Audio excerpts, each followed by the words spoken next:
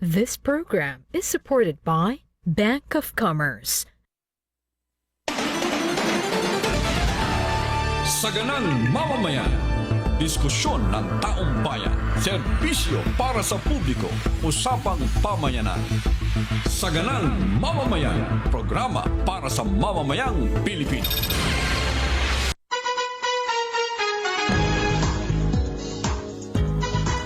Oy, masayang Friday ng hapon. Yes, Friday today. Ngayon po ay 7 na ho ng Pebrero, February 7, 2025. Pa-weekend na po tayo.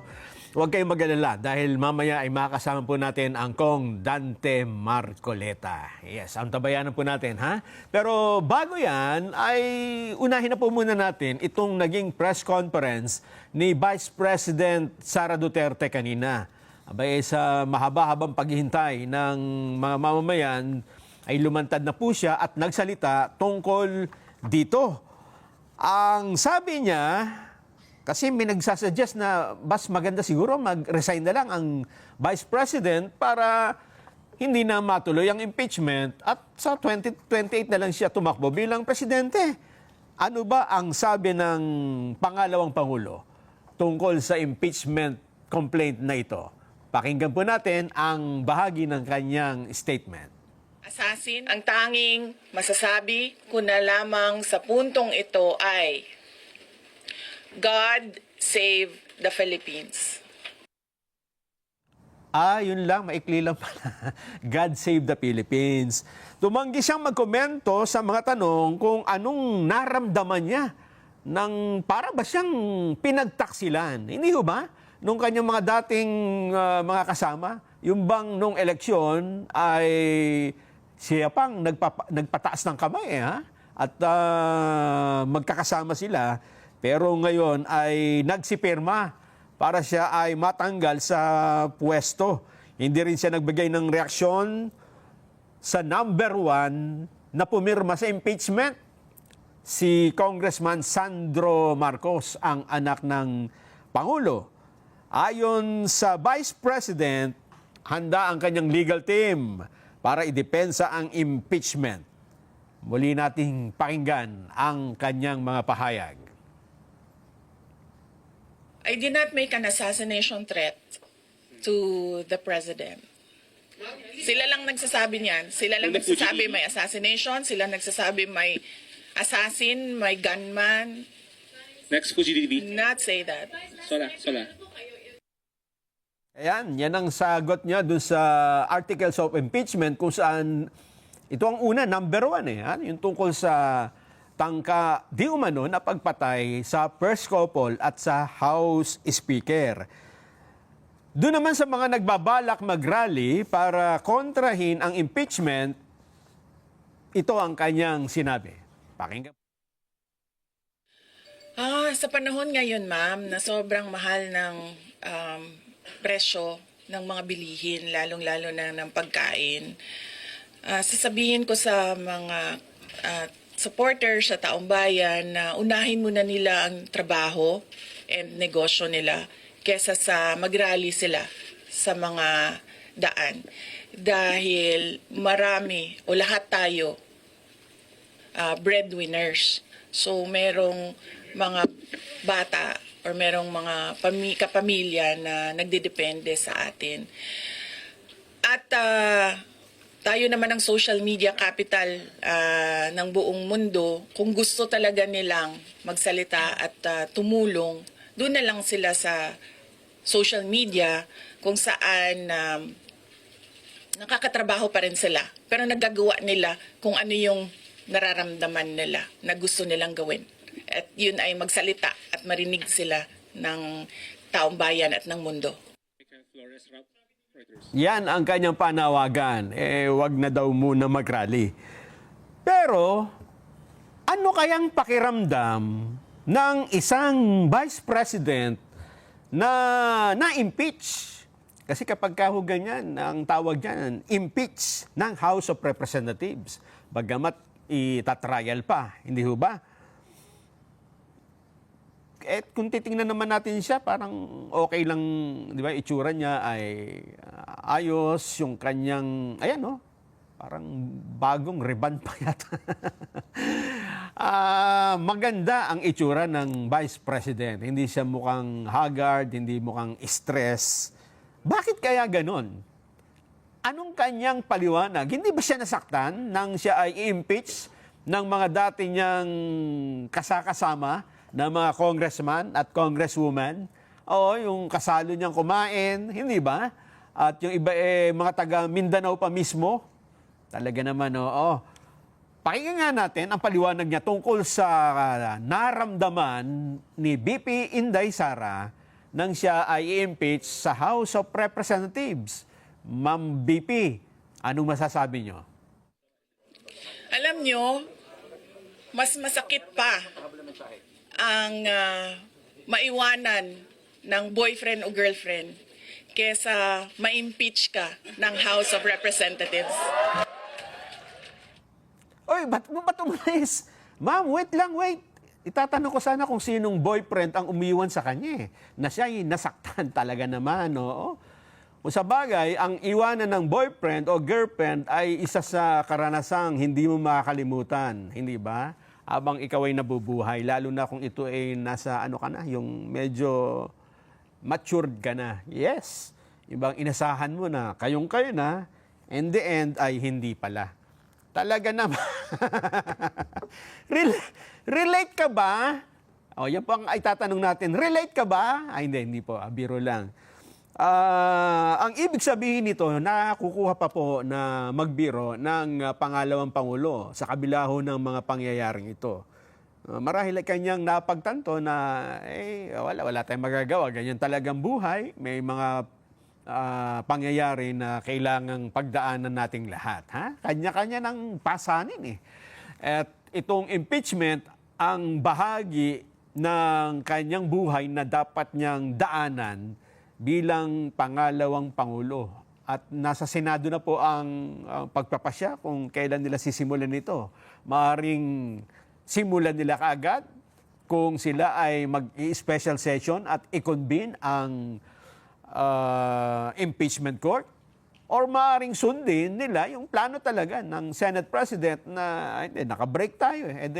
Asikasuhin muna natin yung break natin. Total, election period, campaign period na sa Monday, magkakampanya mga kakandidato. At pagbabalik natin ng session sa June 2, tsaka natin gawin ang ating mga trabaho.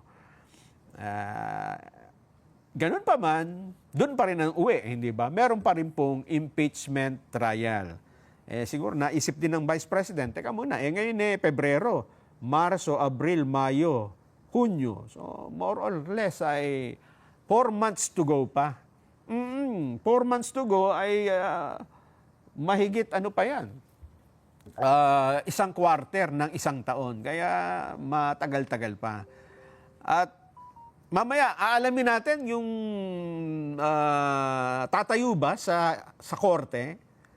Kasi impeachment court po ito eh. Ang susundin na dito, hindi na ho pwede yung ginawa sa Quadcom na kahit hindi po pwede sa rules, ay pwede nila, nagagawa nila, hindi ho ba?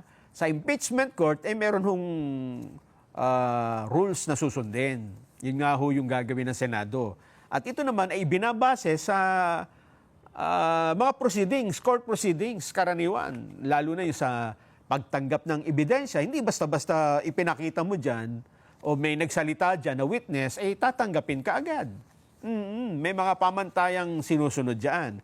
Pero ganun pa man, gaya ng napanood ho natin sa mga naunang impeachment, lalo na ho sa impeachment at trial ni Chief Justice Renato Corona, bagamat may mga nag-present ng ebidensya, may kontra-ebidensya, in the end, botohan pa rin po ang mangyayari. Magbobotohan ang mga senator judges at kung sino, kung makakuha ng 1/3 ng votes, 2/3 ng votes, ay saka mako-convict. Doon pa rin sa paramihan ng boto ang uwi. Hindi ho ba? So, mamaya, iisa-isahin natin ang tungkol sa impeachment complaint at ano bang mga kakibat na dapat nating malaman pa kasama si Kong Dante Marcoleta.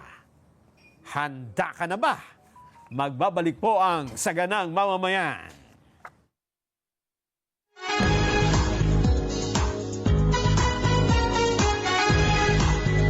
This Ngayong Sabado sa Motorcycle Republic.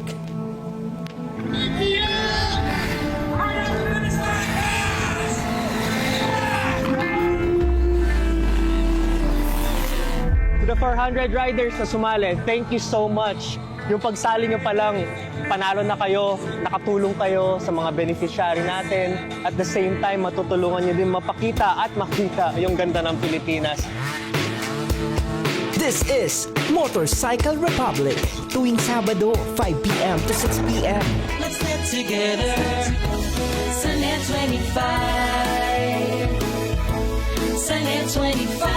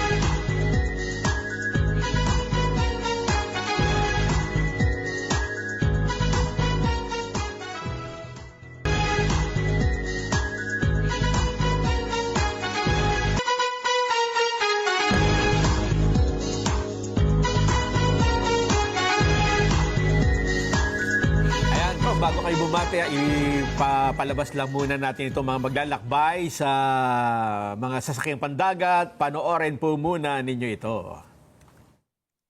mula sa simpleng hangarin ng pag-unlad, walang hindi kaya, basta't may pangarap. Pangarap na tutugon sa maliit man o malaking realidad.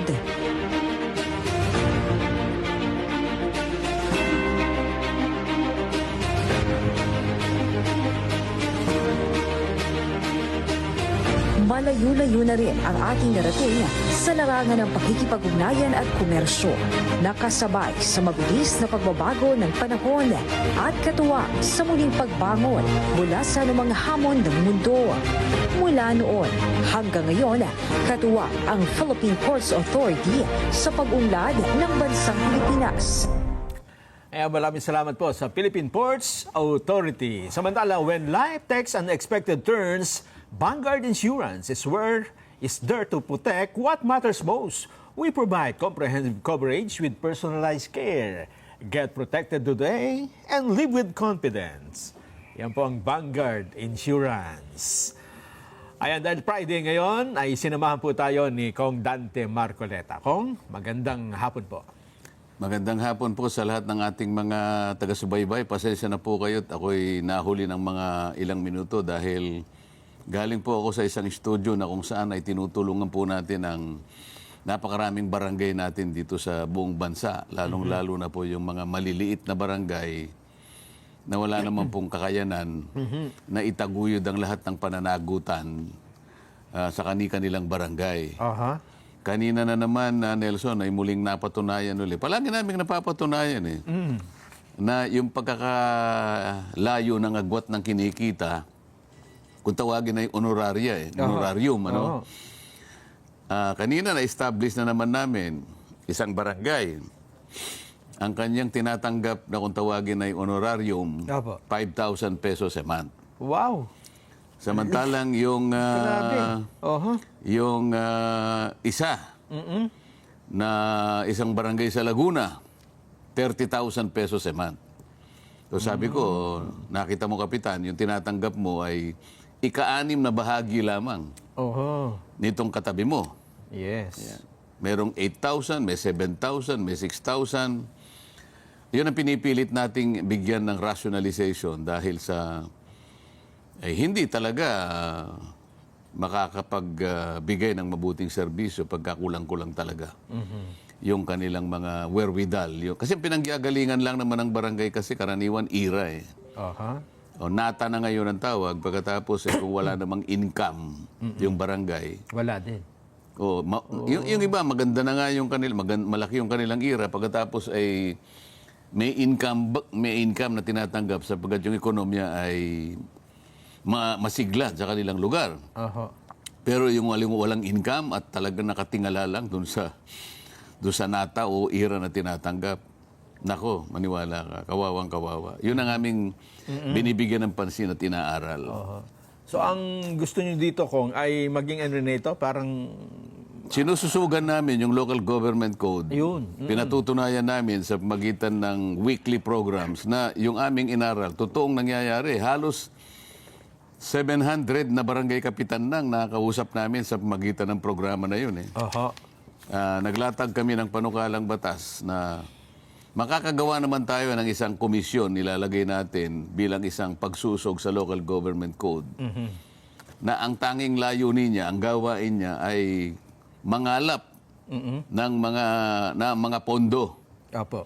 na yan ay pagsasama-samahin at yung komisyon na yun, siya ngayon ang magja-justify kung sino-sinong barangay ang dapat niyang i-prioritize pagka nakakalap nung karagdagang pondo.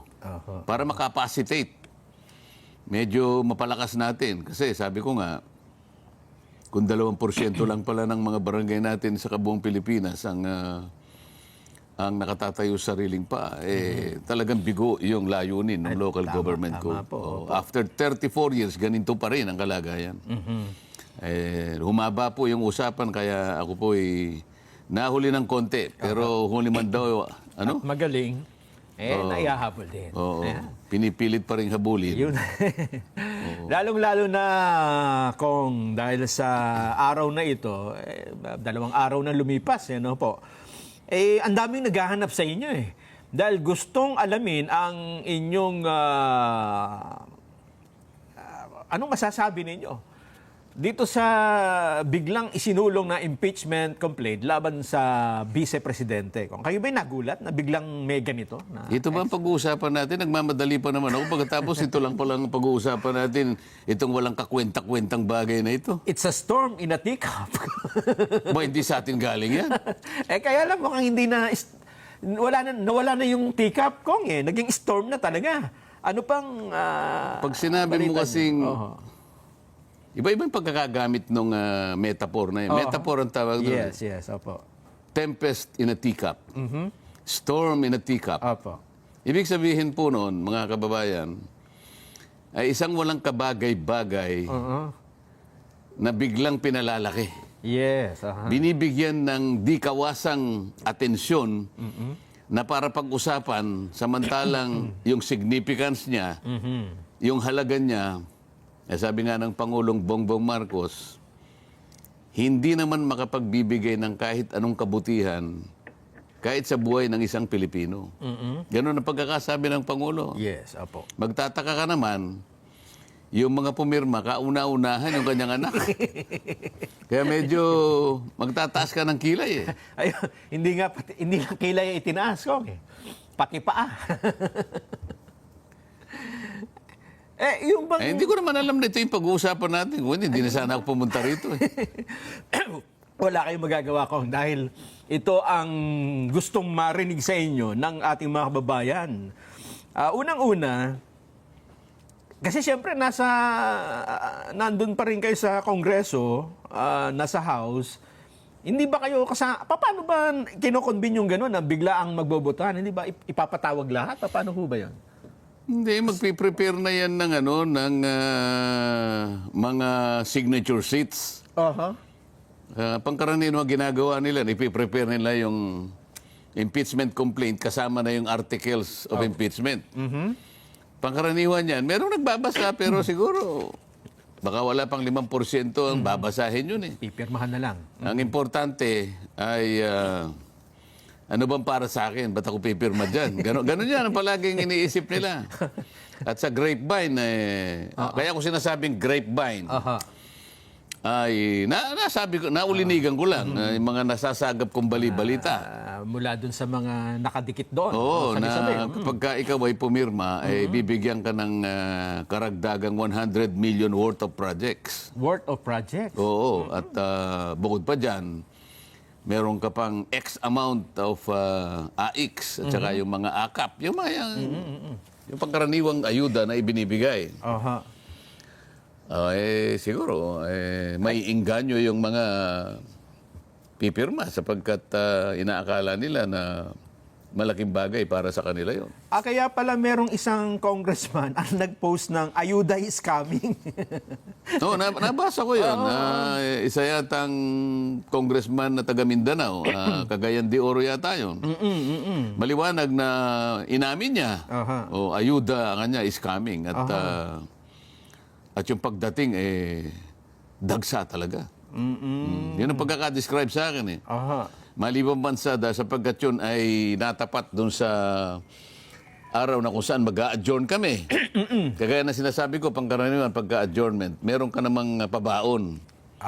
Parang nadoble yata yung pabaon Nelson. Pero ako, hindi ko na inaalala yun sapagkat matagal na akong wala. Sinabi ko naman sa iyo, tinanggal na ako sa lahat ng ganun. Itinuring nila ako na hindi na ako kasama. Na hindi na ako member ng House of Representatives. Pero hindi natin ikinalulungkot yun. Nasasabi ko lang, Kasi para sa ganun ay malaman ng ating mga kababayan kung anong klaseng leadership meron kami sa House of Representatives. Ang isa sa katanungan ko, 7 articles of impeachment ang isinampa Hindi ito yung, kasi 3 yung nakaumang, hindi ba? May hinintay silang pang-4, mukhang dito pinagsama-sama at may karagdagan. At ang number 1 sa articles na yon ay yung tungkol sa high crimes. High crimes in contracting an assassin and plotting to murder or assassinate the President, the First Lady, and House Speaker, which as publicly admitted by her in a live broadcast. Anong masasabi po ninyo? Ano yung high crime? Yung nga daw pong Kapag ako'y napatay, sabi niya, meron na akong kausap na papatay kay ganito, kay ganyan, at saka kay ganon. Ano yun? High crime. High crime daw po nakalagay. O di bahala sila, patunayan nila yun. Kasi kung talagang matutuloy yan, at kung sakasakaling ako naman ay pala rin, nando naman ako sa, alam mo na. Kaya di, titingnan natin, pagtatatanungin natin, yung bang pagkakaintindi mo sa high crime? Yung halimbawa may nagbanta. O sa akin kasi grave threat lang yun para sa yung kapakanan. grave threat, parang pinsang buo ng jaywalking yun Parang nagbanta ka pa lang. O, di ba sabi niya, pagka ako'y napatay. So wala pa. Nagsisilbing parang kasiguruhan niya yun. Kaya wag niyo akong papatayin. Di ba? Saan po papasok yung high crime? Bayon ko sa kanila. Ba't sa akin may tatanong yan? Hindi naman akong gumawa niyan. Anong mga halimbawa ng high crime dapat? Yung talagang pinatay mo? Ay, kamukha ng treason, yung mga ganyan. Sapagkat pinagkanulo mo na yung buong kapakanan ng bansa mo. Yan ang mga ganyan, yung mga high crimes. Pero kamo, nagsabi siya, kapag ako napatay, ipapapatay ko rin kayo. So para wala pa. Diba?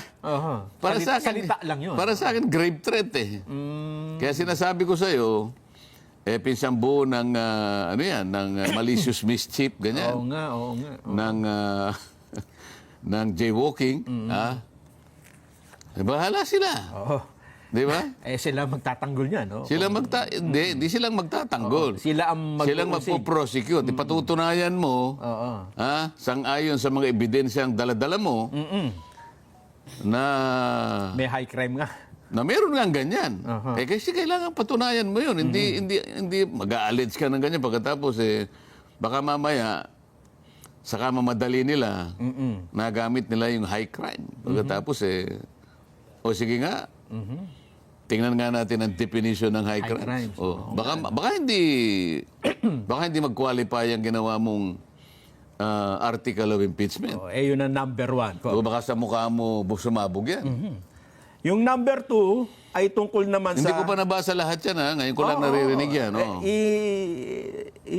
Binabasa Wala ko kasi po. akong panahon basahin yan eh. Kasabi nyo nga, storm in a teacup lang ito eh. Kaya ako nang nagbibigay sa inyo nung teacup ko. Pangulo na nga ang nagsabi eh. Tama. Hindi ba? Oo. O, paano mabubuhay ang high crime? Pangulo na nagsabi, sa aking opinion, wala ikang kabagay-bagay lahat yan. Narinig din naman ng Pangulo yung mga ganong klaseng pangungusap mula sa Vice President. Opo. Pero sabi niya, yung mga bagay na pinag-uusapan ninyo, na nauuwi sa ganyan, sa aking palagay, ay wala ikang kahihinatnan yan. Marami tayong problema at mahati lang ang atensyon ninyo. Para saan yan? Wala. Sabi niya, sa wala. O pagkatapos, hahabi ka sa pamagitan ng iyong imahinasyon. Aba, may high crime dito. Ha? Kung yung mga... Kasi meron silang isinama rito na, halimbawa, yung tungkol sa di umano ay pagkakaroon ng yaman, pero ang taon 2007 hanggang 2017, hindi pa siya Vice President eh. Pero pwede bang isama yon? Paano mong isasama yon? Ang kanyang pagiging Vice President, ang importante dyan, kaya siya naging impeachable. Yung mayor hindi ini-impeach. Oho. Ano? Yung konsihal hindi na-impeach. Ang senador hindi na-impeach. Congressman hindi na-impeach. Ang judge hindi na-impeach. Bakit isasama mo yung aligasyon tungkol sa kanyang pagiging mayor o kaya vice mayor? Wala akong makitang impeachable offense sapagkat pagka vice mayor ka o mayor ka, hindi ka impeachable officer. Opo. Hindi ba nila alam kung sino-sino lamang? Tinukoy naman ang saligang batas. Kung sino-sino lang ang pwedeng sumailalim sa impeachment. Distinguido po lahat yon. Kompleto yung listahan. Presidente, Vice President, Ombudsman, mga commissioner ng ating constitutional commissions. 3 yon eh. Civil Service, COMELEC, COA, ayan, at saka po yung mga maestrado Ng Korte Suprema. ng Korte Suprema. Yan lang po ang mga impeachable officers. Wala na po. Wala na. Kung ilalagay mo dyan, yung inaakala nilang ebidensya nung siya'y mayor, napakalayo naman nata nun. Yan ba yung pinagsikapan nila? Napatagal-tagal. Dalawa po yan eh. Yung mayor pa siya eh. Yung sa SALN at yung sa Davao Death Squad. Huwag na natin pag-usapan yan. Meron pang isa Walang akong- kakwenta-kwenta. Ano pa? Eto pa. Natawa rin ako dito eh. Ikaw lang, natatawa ka na eh.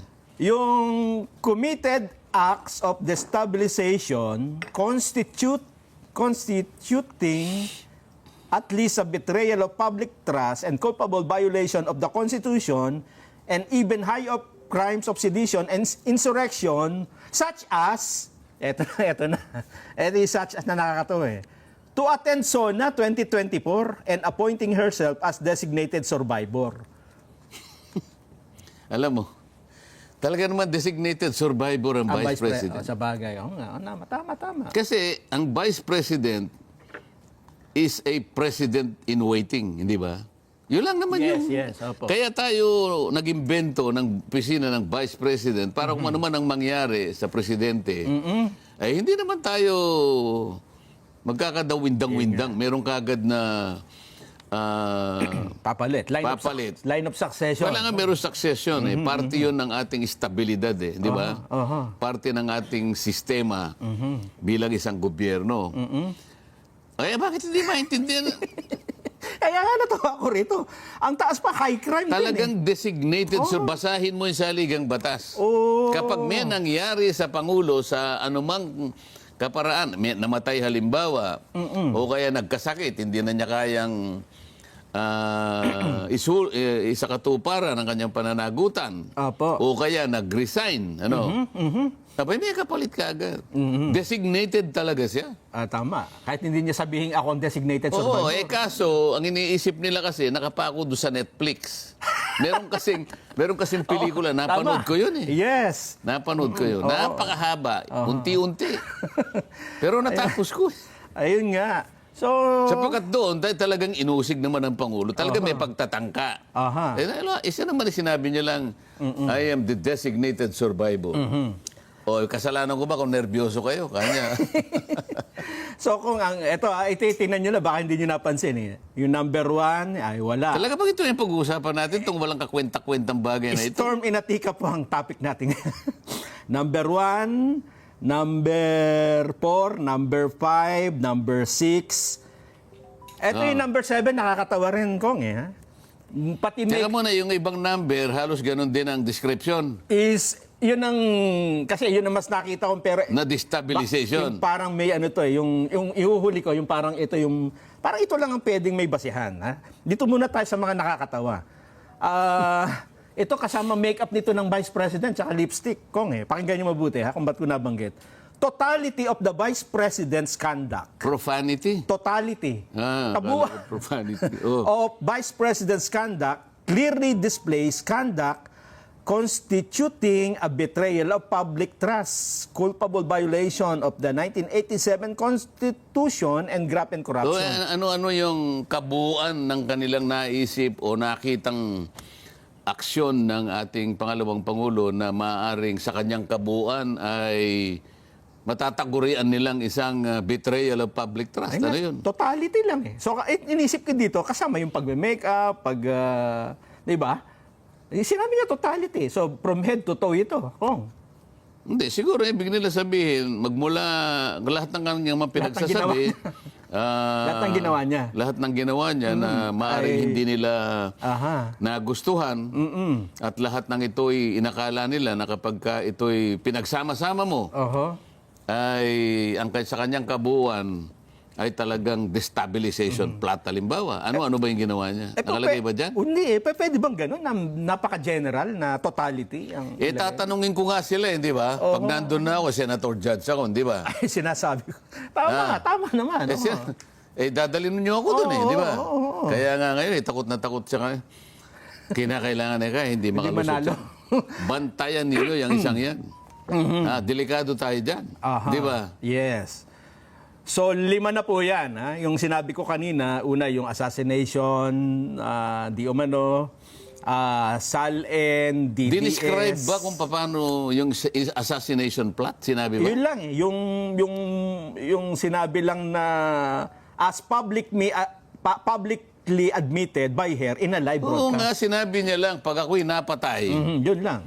meron na po akong kausap para patayin po kayo. Kayo, tsaka kayo. Di ba? Yes. Pero, nandun ba? Nakadescribe ba yung pamamaraan? Wala yung plano? Wala po. Kung paano niya isa sa katuparan yung inaakala nilang pagbabanta sa buhay. Nakalagay ba? Banta lang po eh. Ay, palagay ko, sa akin, grave threat lang yan. Grave Sinasabi threat ko sa iyo. Hindi ko sinasabing hindi krimen sapagkat meron tayong parusa sa grave threat, Pero yung high crimes, pero hindi yung siya pasok siya doon. High crimes. Yung grave threat kasi, kung minsan patatawarin ka ng piskal di ba? Sa bagay, Oo. Pero pinag-uusapan natin dito, high crimes. High crimes nga eh. Katumbas naman, alam mo, pagka yun, inisa-isa mo, di ba? Betrayal of public trust. Treason, mga ganyan. Graft and corruption, and other high crimes. Di ba? Kapag yun ay tiningnan mo, mga krimen na hindi pangkaraniwan, mga paglabag na hindi pangkaraniwan, na kaya nga masasakripisyo yung kanyang opisina kahit ilang milyon pa ang bumoto sa'yo. Kasi yung katapat ng impeachment, sisirain mo, aalisan mo ng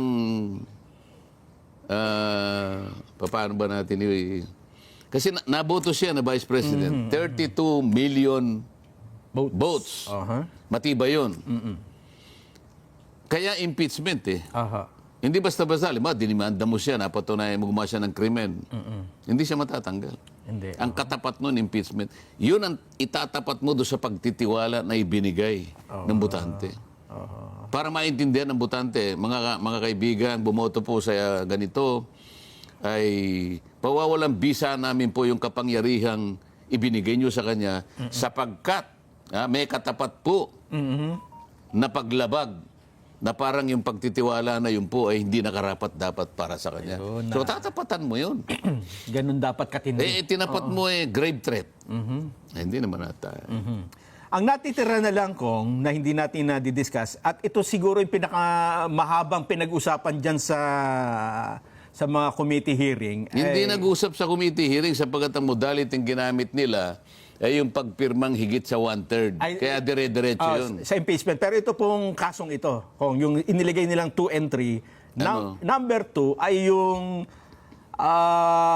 misuse and malversation of confidential funds sa OBP at sa DepEd. Yan ang pinakawalang kakwenta-kwenta. Ako masasabi ko sa'yo sapagkat nag-attend ako ng kanilang hearing. Aha. Nung itanong ko sa kanila, audit observation memo pa lang po yan eh. Dyan pa lang po sa audit, sa Commission on Audit, initial findings lang po yan eh. Aha. Initial findings, ibig sabihin, pwede pong questionin ang resulta po ng inyong pagsusuri. Pwede pang questionin ang resulta ng inyong audit. At kapag hindi pumayag ang COA, sapagkat sa kanilang patakaran, sa kanilang pamantayan, ay kulang yung sagot mo, Opo. yung audit observation memo ay magiging notice of disallowance. Ayun. Hindi pa rin final yun. Oh. Sapagkat assailable pa rin yun. Aha. Pwede mo pa rin questionin. Kung mo confidential funds ang pinag-uusapan, pwede kang dumiretso sa commission proper Opo. ng COA. COA. Aha. O palagay mo, ayaw ka pa rin pakinggan. Ayaw pa rin bigyan ng halaga yung pagpapaliwanag mo. Sabi, hindi, talagang notice of disallowance ang aming ipapataw sa'yo. Aha. Aakyat pa siya sa Korte Sa Suprema. Supreme Court. Appealable. Ibig sabihin, nandun pa lamang sa kauna-una ang Estado na sinusuri pa lang kung talagang may paglabag, kung talagang merong mali doon sa pagkakagasta. May conclusion ka na. Ba't nag-conclude ka? Hindi ka lang nag-conclude. Inagaw mo yung mandato ng COA. Ikaw na mismo ang nag-audit eh. Anong sabihin ko sa kanila? Ba't tayo nag-audit? Saan ka akong provision na saligang batas na sinasabi ang Congress ay pwedeng mag-audit? Ang Congress o ang kanyang mga komite ay pwedeng mag-audit? Nasaan po? Wala. Sabi niya, tayo naman po in aid of legislation. Iba naman po yung in aid of legislation. Sinasabi ko nga po, nag-audit tayo dahil po yung mga papeles na ginagamit ng COA, pinilit po natin kunin eh. O, tinanong ko yun, di ba binigay nyo? Opo. O, ba't nyo binigay? Sinabpi na po kami. O nga, sinabpi na. Ba't hindi kayo nagpaliwanag? Papasensya na po kayo, Mr. Chairman. Hindi po namin basta-basta may bibigay, baka po kami magkaroon ng pagkakasala. Kasi po, unang-una po, ang proseso po ng pag-audit, ito po ay confidential. Kaya nakikita nyo, ala pong public hearing kami. O ganun pala ako eh. Alam niyo pala na confidential ang nature ng inyong pagsusuri, pagsisiyasat. Bakit niyo binigay yung hindi niyo ba alam dito sa Congress, public? Lilitaw ngayon. O kayo ngayon ang nagbuyang-yang sa mga papeles na dapat sana ay confidential. Paano ngayon yan? O ngayon, tatanungin ko ngayon siya. Nandun ako sa Senado, di ba? Halimbawa. Ayan na. Di sino yung nagpipresent? Ito po, betrayal of public trust, misuse and malversation of confidential funds sa OBP at DepEd. Napatunayan na ba ng COA? Nagkaroon na ba ng conclusion sa COA na talagang merong basihan ang hindi tamang pagkakagasta ng mga pondo ng Vice President? Natapos ba ng COA? Sasagot, hindi po. Ino-audit pa po eh. Kayo ang nag-audit. May karapatan ka mang mag-audit. Wala po.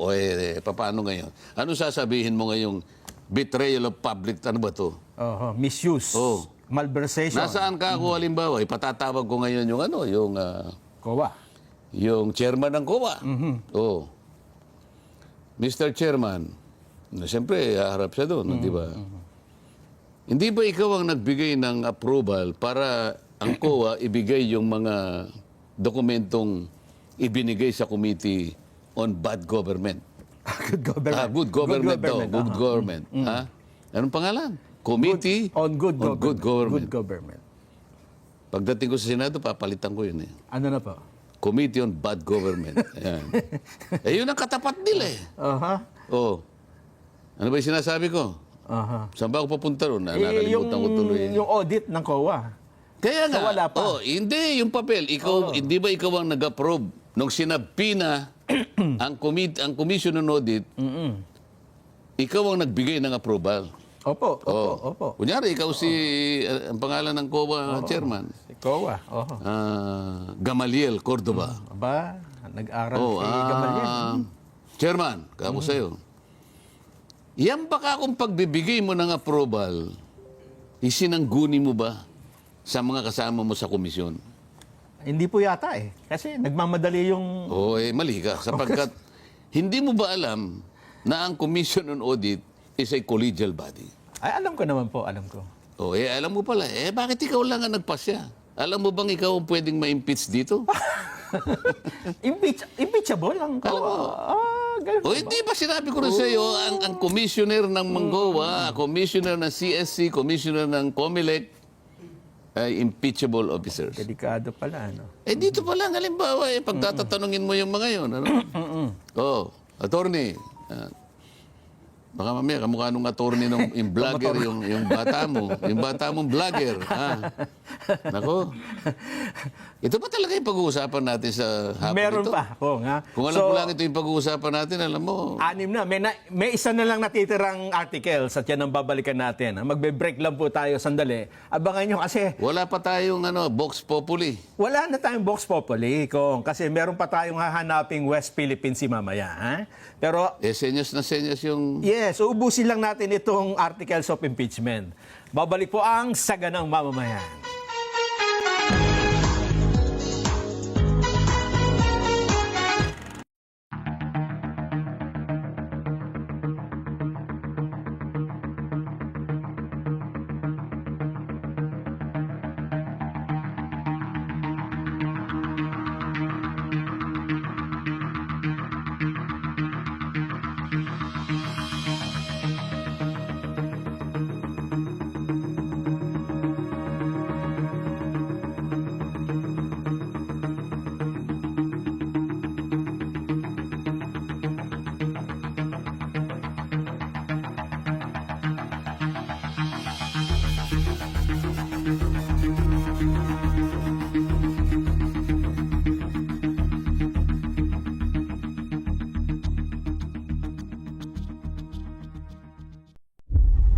Ngayong Sabado sa Motorcycle Republic.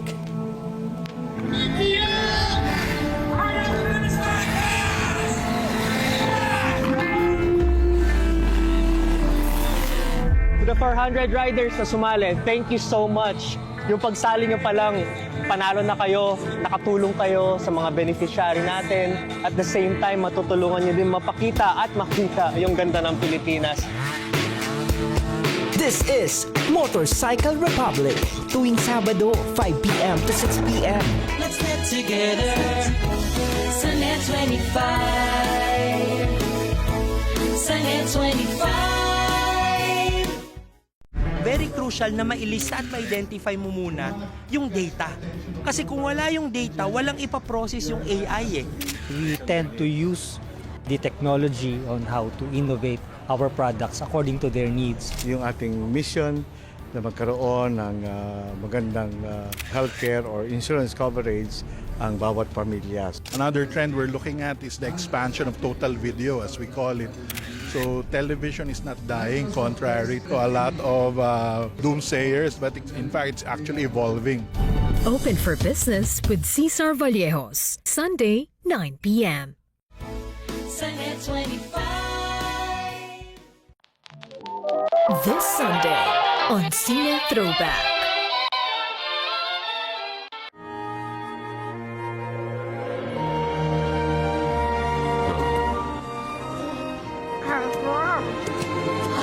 Has no stripes? What is no stripes? Look different. Don't listen to them. You are the one I've been waiting for. foretold that a half-striped zebra would be born. You are not half a zebra. Your name is Kumba. This Sunday, 12 p.m. here on Net 25. Let's get together. Sunnet 25.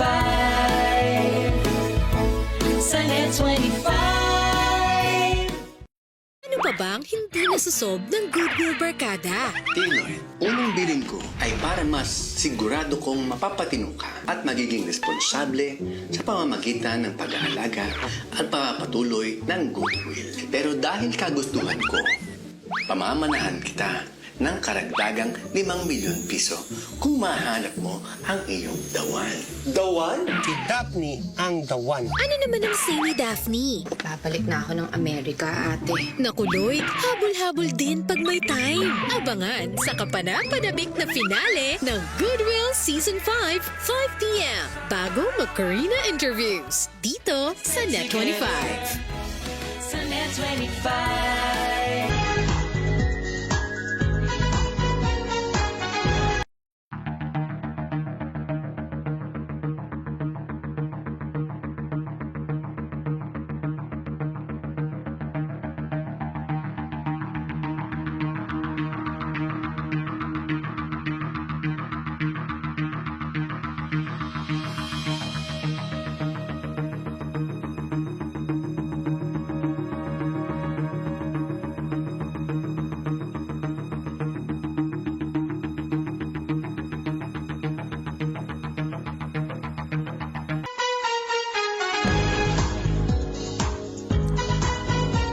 Oras na ba? Ayun, 5:21 p.m. na. This time check is brought to you by Bank of Commerce, an affiliate of San Miguel Corporation.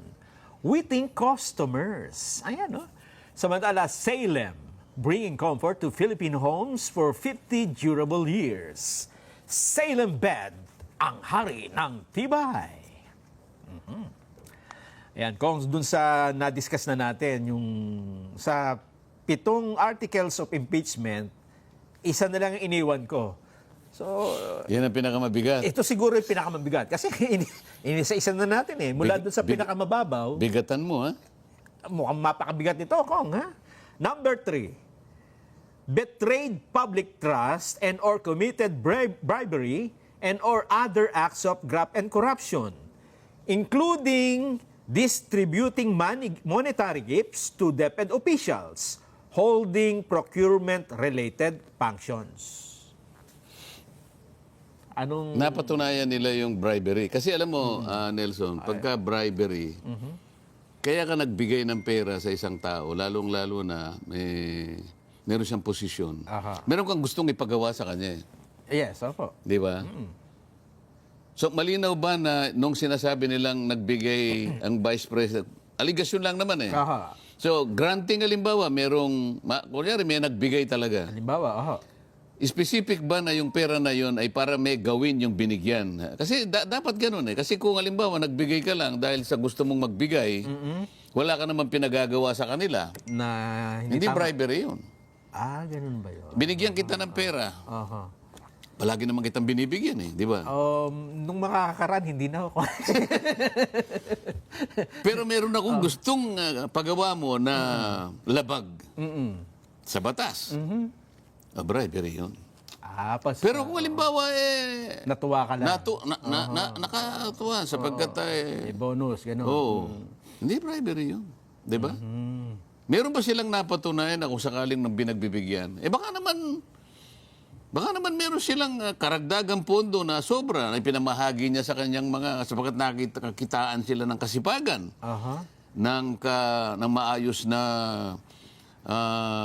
pagtupad ng kanilang mga gawain. O pinagbibigyan sila. Wala akong makita ron. Pero ito daw, officials na ito ay ang posisyon sa procurement. Oo nga, kaya nga sinasabi ko, kaya mo binigay sa kanya sapagkat baka meron kang gustong ipasok na supplier. Ayun. Na meron kang kalakip na mandato sa kanila. Pakibigyan mo ng yung Kasi pagka sa post-qual ka niya, huwag mo nang hanapan ng Yung mga requirements. baka ma-disqualify. Kasi may post-qual eh, di ba? Opo. Pangkaraniwan, hihigpitan sa post-qual eh. Oh, para sa ito ha. Ituloy-tuloy mo na. Eh, yan ang bribery. Eh kung wala naman, paano? Napakahirap patunayan nun eh. O halimbawa, nandun na naman ako sa Senado. Ibig mo ba sabihin na migay lang na wala namang kaukulang gagawin yung pinagbigyan para palitawin na merong dapat na kilingin o kaya dapat na magkaroon ng advantage sa supply at kahit na baluktutin ang ibang mga proseso ay gagawin nila sapagkat nagbigay ka. Mapapalitaw nyo ba yan? Ano ang napalitaw ninyo? Wala po ka. Magsiwi na kayong lahat ka. Di ba? So establish mo Itigil na natin ito. Nagsasayang lang tayo ng pera. Tama yung sinabi ni Pangulong Bongbong, di ba? It's a storm in a teacup. Yan na nga yung sinasabi ko sa inyo. Nagpakadalubhasa kayo dyan. Pagkatapos, wala naman pala kayong mapapatunayan. Bakit yung pag nagbibigay sila ng AKA, pakala mo ba yun ay lalong mas mag-ano yun, di ba? Yun, lantaran. Tatanungin ko, halimbawa, saang provision ng ating tuntunin dito sa House of Representatives, kahit na sa ating mga House rules natin, committee rules, halimbawa, o saligang batas, saan nyo po mababasa na ang isang congressman o kaya yung speaker pupunta sa isang lugar, magsisisigaw ng gano'n, kasi siyang mamimigay ng pera. Tama ba yun? Wala kami tungkulin na gano'n eh. Yun, babagsak sa bribery yun eh. Lalo na ngayon, magsisimula na ang campaign season halimbawa. Pagkakamalang kang bumibili ka ng boto. Pero akap yun eh. AX. Tupad. Ngayon lamang, alam mo yung guarantee letter na pinadadaan sa amin, Nelson? May sakit yung isang constituent. Pupunta sa amin. Gagawa, yung mga staff ko, kasi may sakit, bibigyan niya yung medical abstract na kailangan ng ganitong halaga. Pangkaraniwan, may hirap. So gagawa kami ng guarantee letter para i-cover yun, bibigyan niya sa ospital para sa ganun ay mailibre yung kanyang expense. Yes, opo. Kailangan bang ipadaan sa amin yun? Ako minsan naihiya ako eh. Hindi na dapat pinadadaan sa amin yun. Dapat yung DOH, merong sistema o yung DSWD, kayo-kayo na lang sapagkat kayo ang ehensya ng gobyerno na talagang minanduhan na kayo ang tumutok dyan. Kami, tagagawa lang kami ng batas. Hindi.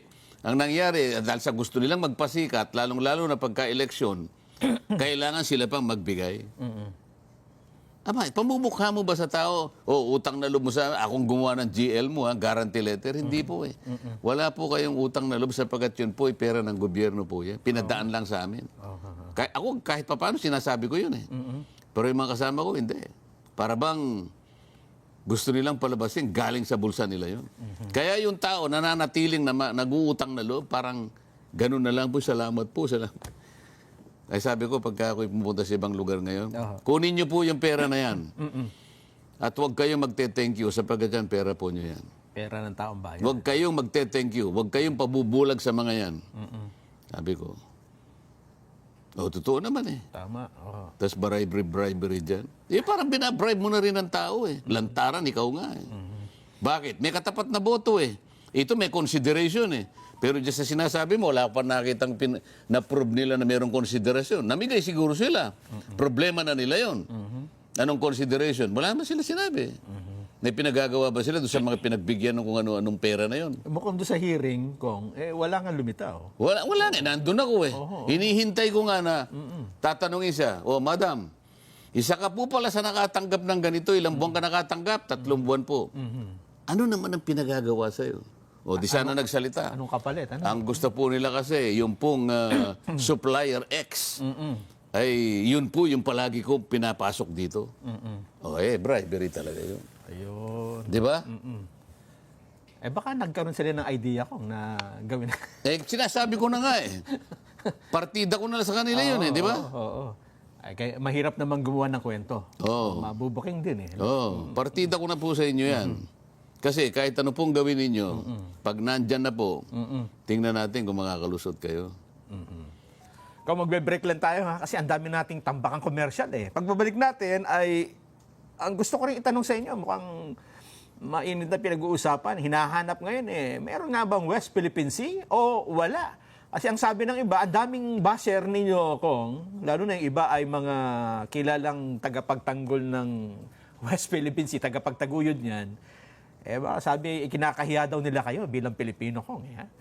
Malalaman natin ang sagot ni Kong Dante pagbabalik ng Saganang Mamamayan.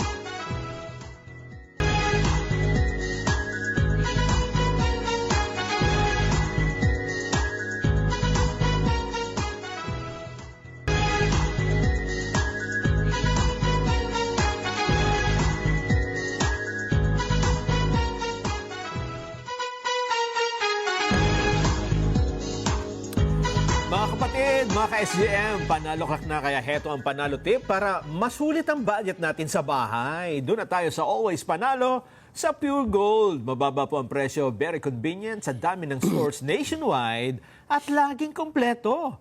Ito pa, may Pure Gold mobile app din po. Para sa mga ayaw lumabas, pwede ho kayo mag-order at magpa-deliver via Pure Gold Mobile. Download nyo na, Pure Gold mobile app. Ayan. Kung yung ating naiwang tanong, pinagtatalunan ngayon sa social media, ang tungkol dun sa naging pahayag ninyo. Kwento nga nyo, kung ano ba yung konteksto nung nabanggit nyo na walang West Philippine Sea? Hindi kasi di ba pinatawag yung mga vloggers nung nakaraang araw? Opo, sa house. Sapagkat Tricom ang nagpatawag noon. Ang dami raw mga vlogs, yung mga iba deep fakes, mga ganyan. Mga fake news. Apo. Tinawag din yung ICCP. Ito yung CIIP yata o yung cybercrime CICC pala. Sa PNP. Cybercrime Investigative blah blah blah Center. Ano? Sabi nung executive director, may mga vlogger na pati nga yung sigalutan sa West Philippine Sea ay nagiging subject matter ng vlogs. Kailangan nating i-empower ang ating mga kababayan, sabi niya. Tama naman siya. Pinakikinggan ko, may katwiran siya. Kailangan natin pong i-educate ang ating mga kababayan, i-empower natin sila para sa ganun po, kahit ganun pong vlogs ang gawin, kalaban man o hindi, sabi niya ganyan, ay kaya nating sansalain. Ibig sabihin, kahit na hindi pa tayo gumamit ng mga apps, kasi may nagpipresent doon na, halimbawa, ito kanya, tingnan natin kung authentic ito, hindi. Ipadadaan daw doon sa app. Pag may nag-register na red, hindi authentic ito. Ang ibig niya sabihin, kung ang ating pong mga mamamayan ay ganap na nakakaalam po kung ano yung nangyayari sa West Philippine Sea, sabi niya ganun, ay siya lang, maski wala pong app, alam niya na wala yan, hindi totoo yan. Kasi po alam niya Alam niya kung ano yung talagang nangyayari on the ground or on the seas mismo. Ang sabi ko, Mr. Executive Director, tama po kayo Talagang kailangan po nating educate ang ating mga mamamayan. At yan po ay napakalaki pong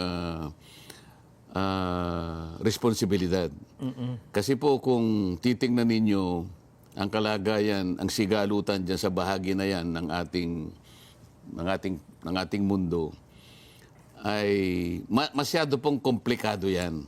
Sabi ko, Unang-una na po, hindi po pareho kako yung environment kung i-apply po natin ang public international law at saka yung ating domestic law.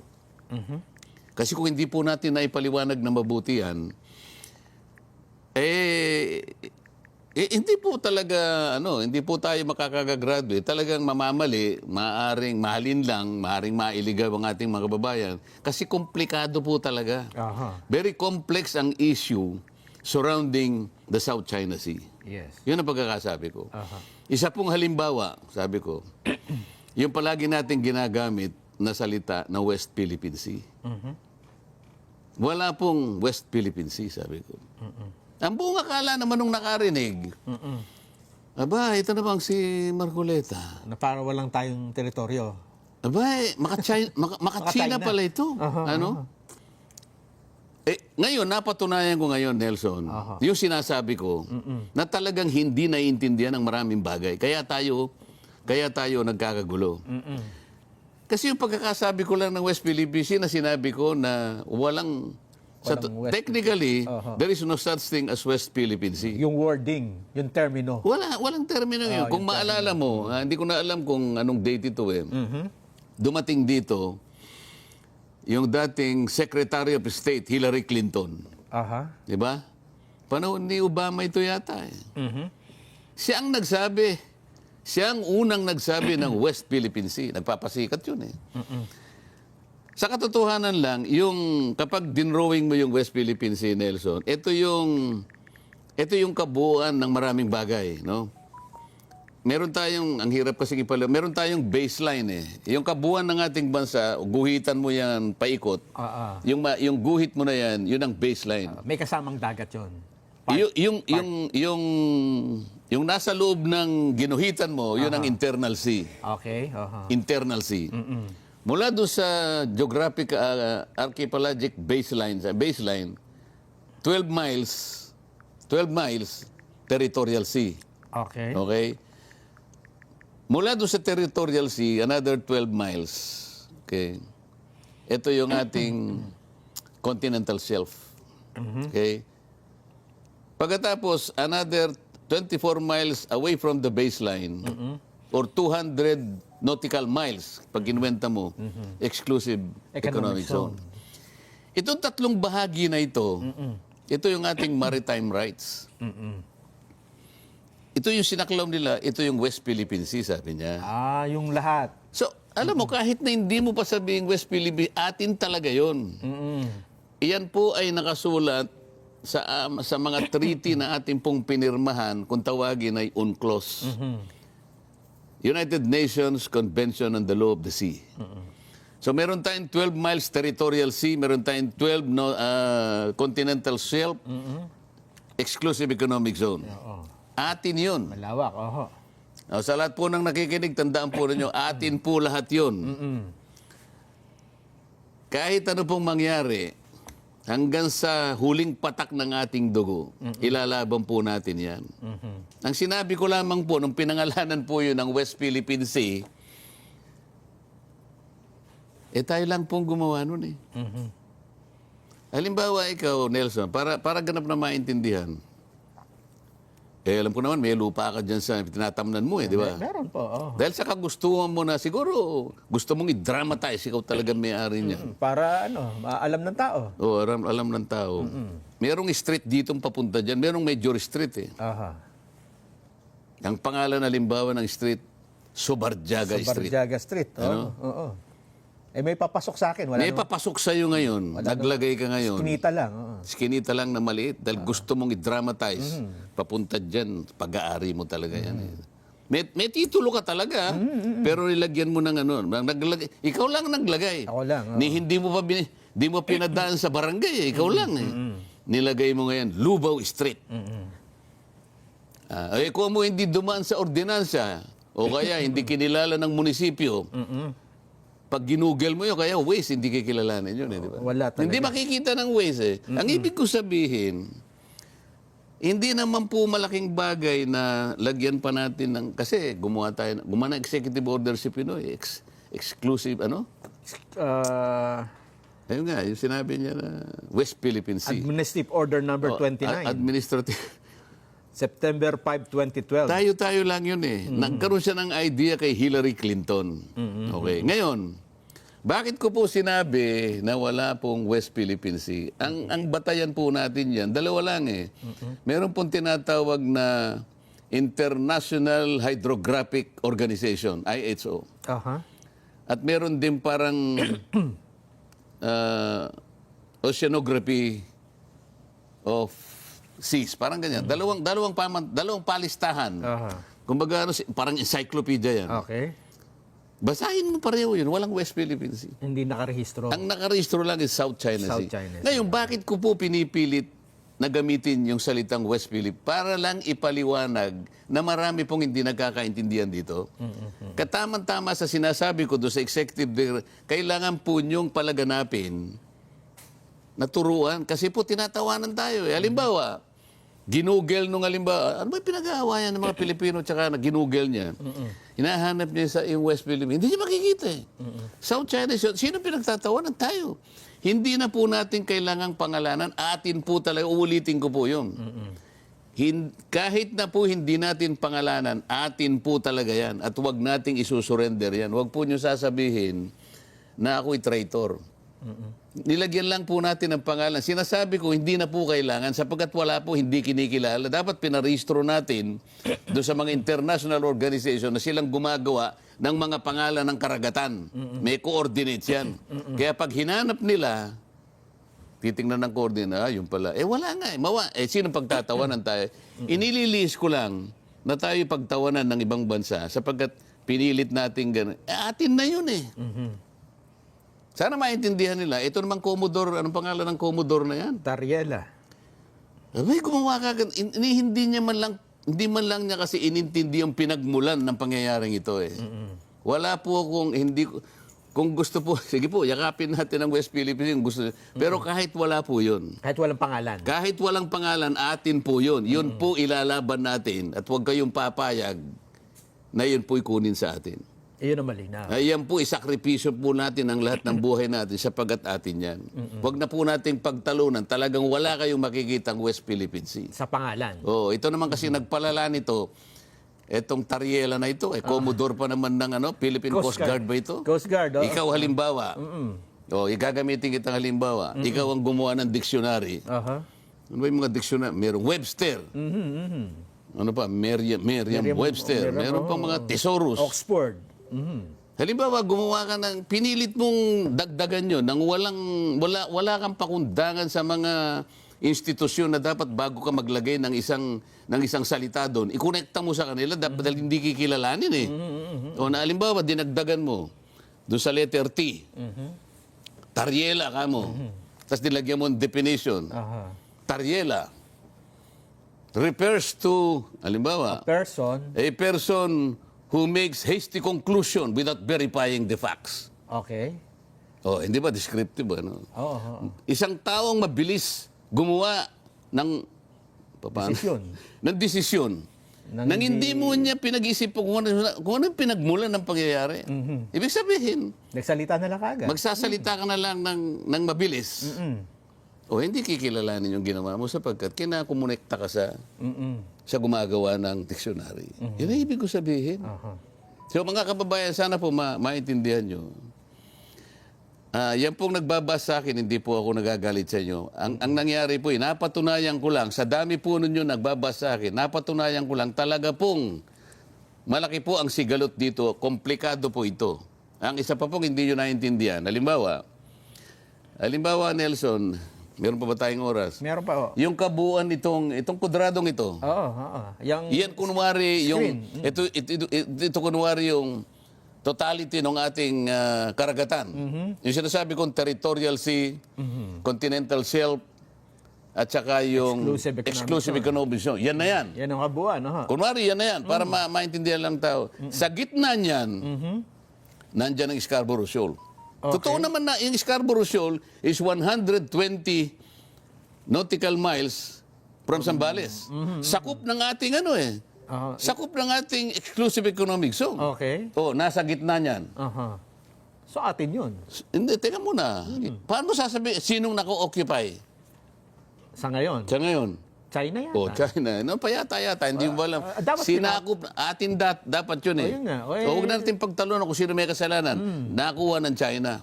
Sila ngayon ang nandyan. Oh. Ito po mga kababayan. Kaya po gusto ko sabihin sa inyo yung komplikasyon dito. Yun pong Scarborough Shoal, isa pong isla. Tandaan mo, isla. Isla. Okay. Kapag ka-isla po sa public international law, entitled siya sa territorial sea. Yun ang problema. Okay. Sa makatwid, imagine po nyo na sa gitna niyang West Philippine Sea na yan, na sinisimbolize ng kwadrado na yan. Nandyan po yan. Sa gitna. Sa paligid po ng Scarborough Shoal na nandyan sa gitna, meron siyang territorial sea 12 miles from its baseline. Kukuha siya ng 12 miles ng dagat. Ano pa? Ngayon, kapag yung mga barko niya, nilagay niya doon sa territorial sea niya. Doon sa paligid. O sasabihin natin, kinukuha niya yung ano? Nag-o-over. Party yan ng nag-o-overlap eh. Overlapping. Di ba? Hanggat hindi natin nauunawaan kung anong ibig sabihin ng territory at maritime rights. Yung territorial sea, continental shelf, at saka exclusive economic zone, maritime rights yun. Walang titulo yun. Maritime rights. Yung territory po, ito yung kalupaan. Yun pong exclusive economic zone, hindi po territory yun. Under public international law. So, pag sino po yung may-ari, kung sino po yung naka-occupy sa isang isla, siya po yung may-ari. Ito pa yung dapat maintindihan, ang pagkakaiba sa ating domestic law. Sa ating po domestic law, ikaw ang may-ari ng lupa. May titulo ka. Si Jenso, may titulo ka, ikaw may-ari. Ikaw may-ari. Si Jenso Barjaga ang magsasaka. Umoko pa. Hindi, binigyan mo ng karapatan. Tenant mo eh. So, ang may possession, si Jenso Barjaga. Siya. Pero ako pa rin may-ari. Ikaw may-ari, pero wala kang karapatan tanggalin mo sa kanya doon. Kasi possession lang sa kanya. Hindi basta-basta, pinoprotection na ng batas natin. Sa domestic law natin, possession is one, ownership is another. Pero kahit ikaw may-ari, hindi mo siya pwedeng paalisin. Ka rin basta-basta. Oo. Okay. Sa dagat, sa international sa law, bansa, kung sinong occupant, dun sa siyang lupa, may-ari. Sa lupa. Siyang may-ari. Siyang may-ari, ganun yun. O sino may-ari ngayon? China. Meron siyang 12 miles palibot doon sa isla na yon. Na nag-o-overlap sa atin. Nag-o-overlap sa ating exclusive, sa ating sinasabing West Philippine Sea. Kaya tayo nagbabanggaan. O ngayon, sinasabi niya, bakit nakaimpila na yung mga teritorya?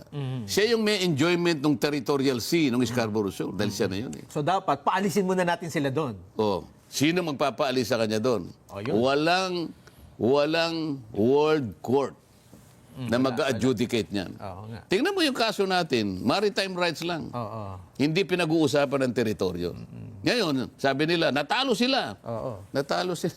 Sa maritime rights lang eh. Pero sinabi ba ng tribunal, oy China, umalis ka sa Scarborough Shoal. Wala doon eh. Pag-aari ng Pilipinas, hindi? Wala. Tama. Magbabalik pa po ang mainit pa ha, sa ganang mamaya.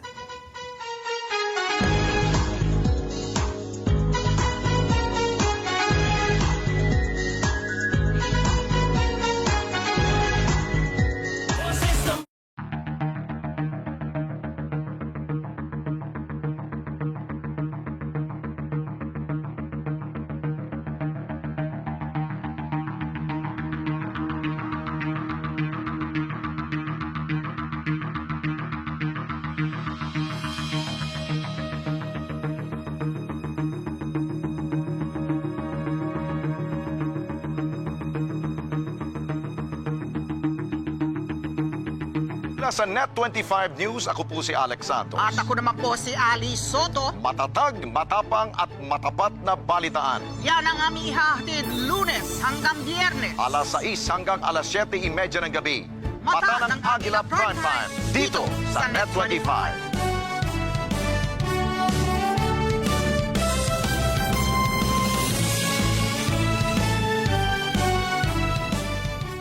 Let's get together. Net 25. Net 25.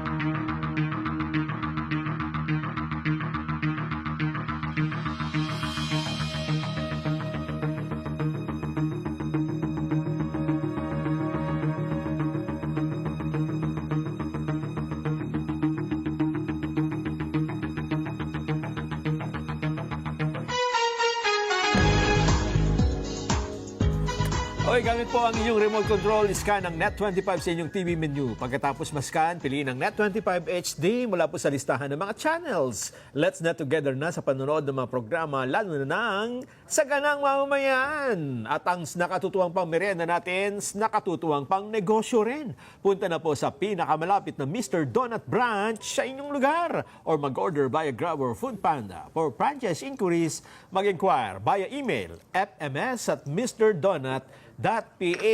Kung may mga nagpapabati, ayan o, may birthday pala, pero... Ayoko nang magbasa. Magbasa. Walang ex-deal eh. Meron. Babati ko muna ito ha. Ito pa, ako nang babati nito. Tapos kayo na yan ha. Good afternoon po. Pabati kay Kuya Eric Chulbo. Ba? Kilala ko yan. Carlino Cueto. Orani Bataan ko. Oo, kilala ko yan. Kilala niyo po. Oo. Dati sa Rizal yan eh. Ganun po ba? Eto pa.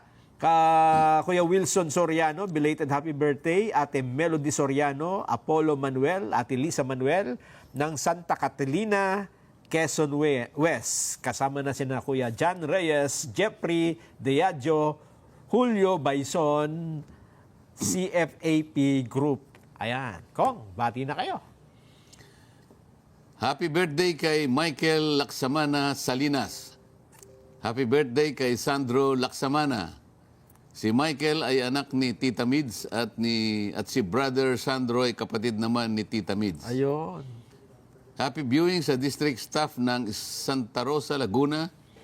Kina brother Ricardo Ricky Alipio, brother Mark Leo Ibasco, brother Adel O. Bala, brother Nelson M. Asistido. Happy 13th anniversary to Mr. and Mrs. Iranyo and Rhea Corilla. Happy birthday to Mark Vincent Banag III. Happy birthday to Arthur Almasan Tumanan. Ayun, ang dami. Oo. Kung bago tayo siguro magtapos, ang sinasabi ng iba, nakabreak ang Senado. Babalik sila June 2. So, i-convene ang impeachment court. Aabutan sila ng pag-expire ng termino. Kung ano ba, pwede bang ituloy ng mapapalit na mga mahalal na bagong Senado? Alam mo, may nakikita kong pangangatwiran eh. Nanggagaling din sa House of Representatives. Parang gusto nilang ipasok yung ganitong argumento. Okay, ano yan? Ang nag-break lang naman, sabi niya nga, yung break sabi niya, applicable lang sa aming legislative function. Sabi niya gano'n. Ang ibig nilang sabihin nito, ang impeachment complaint hindi kasali sa legislative function. Kasi sabi nila, alam naman ninyo, pagka impeachment complaint, sui generis. It's one of its kind, sabi niya gano'n. So hindi mo pwedeng i-classify sa nakagaya ng isang panukalang batas na namamatay pagkatapos na matapos ang termino ng isang kongreso. So meron akong pag-aalala dito na parang ang gusto nilang mangyari kahit na hindi tinalakay ngayon ng kongreso, ibig sabihin ng Senado, sapagkat hindi po pwedeng matapos eh. Ang resumption namin is January 2. June 2. June 2. Okay. Ngayon, yung June 2, ang term ng 19th Congress, ng present Congress, hanggang June 30. Pero hindi naman lahat ng session days eh. Yes. Palagay ko, ang matitira na lang na, baka 10 days na lang. So June 2 to 30, 10 days lang ang matitira dyan.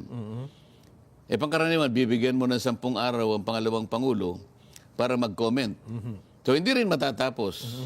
Sa mga kapatid, parang iniisip nila, natapos nga yung 19th Congress. Pero impeachment court, ililipat namin yan. Pero ang magiging problema dyan, magiging iba yung complexion ng 20th Congress. Yung composition. Kung halimbawa sabihin ng mga bago dito, hindi kami papayag dyan. Yung impeachment na yan is the handiwork of the last Congress. We have nothing to do with this. As far as we are concerned, this is the 20th Congress. Pagtatalunan yun. Totoo naman eh. Halimbawa, meron silang dinesignate na 11 prosecutors. O halimbawa, yung 5 doon, hindi nanalo. O hindi yung 6 na lang. Aha. O papalitan mo ngayon. Kukuha ka dito sa... Paano kung wala kang makuha dito sa ayaw lahat ng ano? Talagay mo, merong pagbabago talaga because yung composition nito sa bilang at sa katauhan talagang mag-iiba. Mag-iiba. Lalo na sa Senado. Magpapalit din. O paano kung nandun ako sa Senado? Ayun nga. Hindi ba? At saka yung speaker din, di ba? Magpapalit din yan. Hindi pa naman siya nakakasiguro, di ba? Ayun nga. Kaya nga, yun ang ibig sabihin. So sa Senado may pagbabago, sa House of Representatives may pagbabago. Kaya pagtatalunan, teka muna, paano mo papayagan na buhayin uli ito samantalang ito ay gawa nung nakaraang Kongreso? Sasabihin nila, hindi naman ay ba? Teka muna, sila na yung pagkakatransmit yan ay kagaya ng isang panukalang batas. Tama. Yan ang nakasulat din sa tuntunin natin. Bakit sa pagtatransmit, ginaya mo siya? Pero pagka sa buhay, iniiba mo. Ibig sabihin, isang technical issue na dapat, baka may dumating pa sa Korte Suprema dyan. Ayun. Di ba? Sinasabi ko na sa kanila para alam na nila yung argumento ko. Para alam na nila saan salain, di ba? Partida na, Partida. Kung may pahabol pa, nag-greetings, Happy viewing po, LB Alayo, Luz Alayo, at Irene Duabe ng Solano, Nueva Vizcaya. Happy viewing din kay Ronald Napoli. Happy viewing ka Jake Pahariliaga from Davao. Ayun. Happy viewing ka Gregorio de la Cruz ng Sariaya, Quezon. Ako, nabanggit niyo yung Quezon, Kong. Mukhang... Nagpunta ako dyan. Yan, Sariaya, Tayabas, Lucena, Candelaria. Ang problema ko, mukhang may nag-away pa ata eh. Dahil yung gusto nung isa ay makasama kayo, yung isa gusto rin kayo makasama, hindi napuntahan yung isa. Pinag-aagawan ako eh. Hindi, sabi ko, kasi hindi, nangyari yun dahil nag-overshoot dun sa isa eh. Tumagal. Pagkatapos, ito pa yung problema. Dapat umalis kami ng 3:30 dahil kumakapal yung ulap. Opo. Kapag hindi kami nakalipad ng 4 o'clock, baka mapinalize ng kaap yung piloto. So, pinagbigyan na nga kami, 30 minutes late kami. Nakalipad kami 4:30, kaya pasensya na po yung isang grupo na hindi namin nadaanan kasi po, kapag kami dumaan doon, alas 5 hindi kami naka-take off, baka po pagalitan yung piloto ng magagalit po. Baka po yung lisensya niya bawiin ng kaap. Yun po yung dahilan doon. Pasensya, hindi sinasadya. Hindi sinasadya. Totoo niya, nung pag-usapan namin, sabi niya, sir, pinaano na po tayo ng piloto, inihintay na po tayo. Kapag pumunta kami ron, madidelay kami ng 30 minutes, mape-penalize yung piloto. Ayan. Maraming salamat, Kong. Baka may message pa kayo sa ating mga kababayan bago tayo magpaalam. Ayun po, sana po ay yung aming ipinaliwanag, lalong-lalo na po yung bahagi ng West Philippine Sea, ay wag po kayong patatangay doon sa manlilin lang.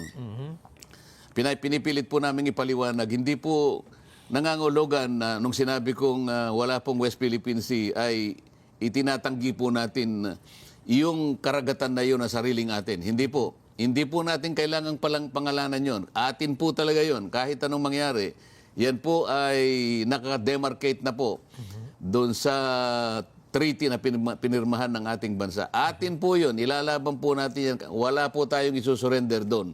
Ang pinag-uusapan lang po natin dito ay yung kakulangan po ng paliwanag para hindi po tayo naililigaw ng mga kalaban natin kung pinag-uusapan po yung mga nagbablog. Yun lamang po yung dahilan at wala na pong iba. Salamat, Kong. Thank you. Maraming salamat po sa patuloy niyong pagtitiwala at pagsubaybay sa programang ito. Saganang Mamamayan, programang paborito ng bayan. Dahil weekend ngayon, see you on Monday! Pero stay tuned dahil susunod ang mga balita sa mata ng Agila Primetime. Magandang gabi po sa inyong lahat.